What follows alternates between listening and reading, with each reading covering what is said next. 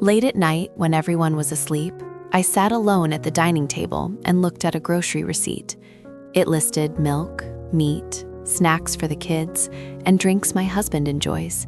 It was quite a long receipt, but as I looked through it, I noticed there was nothing I had bought for myself. The moment I realized this, I felt a strange coolness settle in my heart. At first, I didn't think it was a big deal. I thought perhaps it was just natural to buy groceries mainly for my family, or maybe I just didn't have any particular desires myself. But as I thought about it more, I realized that at some point, I started to lose touch with what I truly liked. What foods did I enjoy? What did I want to do these days? The answers didn't come to me right away. Have you ever experienced moments like these? Perhaps suddenly stopping your cart while pushing it at the supermarket? Or standing blankly with the fridge door open? Moments when you felt something was missing, but it was hard to articulate what it was. If that feeling isn't unfamiliar to you, then I hope this story can offer you some comfort. When we get married, have children, and manage a household, there can be moments where we feel like we're losing a sense of ourselves. Saying disappearing might sound like a big statement, but it often happens very subtly. It can feel like, one day, your own name suddenly seems unfamiliar to you. You might start to understand where that sense of emptiness originates, and that you aren't to blame. This isn't about grand solutions at all. Rather, I hope this time becomes one where we can quietly sit together and simply observe things. After getting married, my name often feels like it only exists on official documents. Outside, I'm someone's mom, and at home, I'm Honey. At school, it's Oo's mother, and in the neighborhood, I'm called Madam. Occasionally, when my name is called in a hospital waiting room, I sometimes think, oh right, that's my name. It's a feeling that's both amusing and a little bittersweet. At first, I just thought it was natural. Was this how everyone lived after marriage? Did motherhood simply mean this kind of life? But one day, looking at old photos, I felt unfamiliar with the person I saw. That was me, yet they looked so different from who I am now. Back then, I remember truly liking things, wanting to pursue certain activities, and holding on to dreams. It didn't have to be a big or grand ambition. Simple things I enjoyed doing were enough. But now, it's hard to recall what those were. I thought it was just because life was busy. I could do it later, once the kids were grown.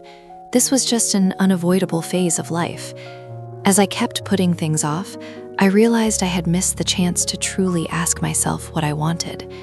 It feels like I simply went with the flow and somehow just ended up in this place. After preparing meals for the family, doing laundry, sending the children to school, and managing all the household chores, the day often just ends. It's certainly a busy life, yet somehow I don't quite feel like I've truly accomplished much. It's that feeling of having lived so diligently, but not really doing anything for myself. It's difficult to put into words, but there's a peculiar sense of emptiness. Sometimes what we feel isn't just simple tiredness. There's often an emptiness that even rest can't seem to resolve. It's not about your body feeling weary, but rather an emptiness that comes from feeling like you're losing yourself. In psychology, this experience is sometimes referred to as loss of self or ego loss. It's like the feeling where your sense of who you are starts to become a bit unclear. The loss of our sense of self isn't dramatic. It happens slowly, quietly. We might often postpone what we truly desire, gently set aside our own feelings, and find ourselves prioritizing family. As these days accumulate, we may notice our inner senses growing dim. It's not born of any ill intention, but simply how things can unfold as we navigate life. I used to believe my happiness was tied to my family being well-fed and living comfortably, because I felt that was simply my role. But then, on nights when everyone else seemed content and I was left alone, I couldn't quite understand why my heart felt so empty. It wasn't that anything was necessarily wrong. but it was like a feeling that something significant was missing.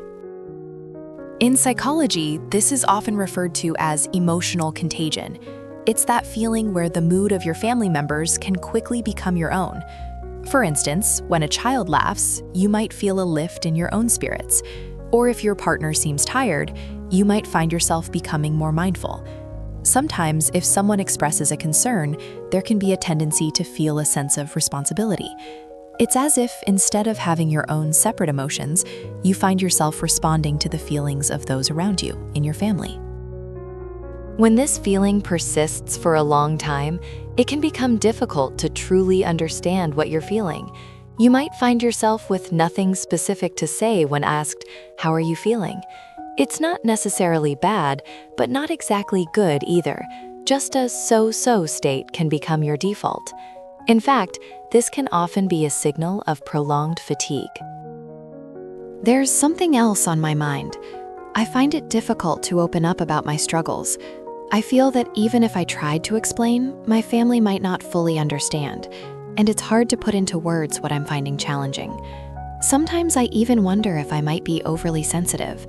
So in the end, I often keep things to myself.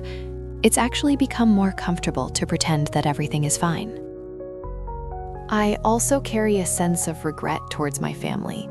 I worry that if I were to share my struggles, they might become concerned. And if I express a desire for something, I sometimes feel it might seem self-centered. Because I've tended to hold back my words, expressing my own feelings started to feel quite unfamiliar. It's almost as if holding things in has become a natural part of me. However, this might not always feel like a virtue. If we keep ourselves suppressed, we might find ourselves feeling overwhelmed. While it might seem like we're sacrificing for our family, it can actually be quite tough on ourselves. And if we're struggling, our families often feel the impact too. It feels better for everyone when we're doing okay. A good homemaker, a good mother, a caring wife. I sometimes feel a pressure to fulfill these roles perfectly. When I can't quite achieve that, it can feel like I'm somehow falling short. But who set these standards in the first place? I wonder if I might be trapping myself in a prison I've created for myself.